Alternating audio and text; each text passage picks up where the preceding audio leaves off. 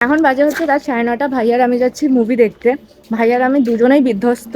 আর last কিছুদিন ধরে কি হচ্ছে বলতো, যে খালি কাজ, ঘর, আর মানে ঘুম থেকে উঠে কাজে যাই, কাজ থেকে এসে ঘুমোতে যাই। তো এরকম হচ্ছিল বলে রাত্রির বেলা আজকাল ইচ্ছা করে রাত্রে শোটা নিয়েছি, 10টা 10-এর শো। এখন আমরা হাঁটছি আর হাঁপিয়ে যাচ্ছি। এই দেখো, এই যে আমি আর ভাই দুজনেই আছি এখানে। ও বিধ্বস্ত, আমিও বিধ্বস্ত।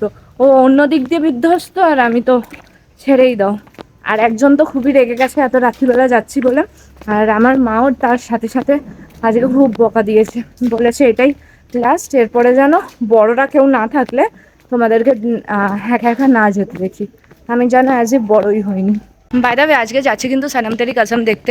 অনেক ফ্রেন্ডসদেরকেই দেখছিলাম যে ওরা অলরেডি দেখে নিয়েছে, তো আজকে ভাবলাম না, গিয়ে দেখেই আসি।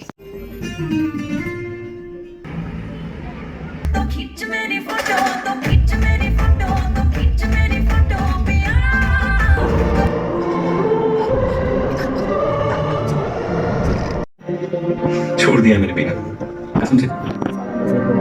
बस साल में एक दो बार टेस्ट याद रखने के लिए पी लेता हूँ।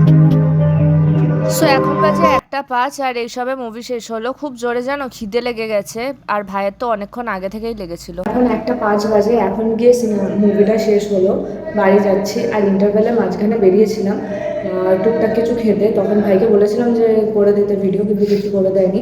তাড়াতাড়ি এবার বেরোই, কারণ সবাই নিচে নেমে গেছে, তারপর দেখবো নিচের ইয়েটাই বন্ধ হয়ে গেছে। এইখানে দেখো, ভাইকে বলেছিলাম একটুখানি ফটো তুলে দিতে, আর ও ফটোর জায়গায় আমাকে 2 সেকেন্ডের ভিডিও করে দিয়েছে। এই সবে জাস্ট বাড়ি ফিরলাম। আর সনম তেরি কসম নিয়ে তো কোনো কথা বলারই নেই। সবাই আগেও যারা দেখেছো, প্লাস আবার এইবার মানে যারা দেখলে, তো তোমরাই বলবে যে কিরকম হয়েছে। অবভিয়াসলি ইমোশনাল একটা ফিল্ম। আর সব থেকে বড় কথা, কিছুদিন ধরে না ব্লগ করা হচ্ছিল না, তো আজ ভাবলাম মিনি ব্লগটাও হয়ে যাবে। প্লাস হচ্ছে ভাইয়েরই আইডিয়া ছিল যে রাত্রিবেলা আজ নাইট শো দেখবো। বেশ ভালোই লেগেছে, আমার অ্যান্ড ভাইয়ের দুজনেরই রিফ্রেশমেন্ট হয়েছে।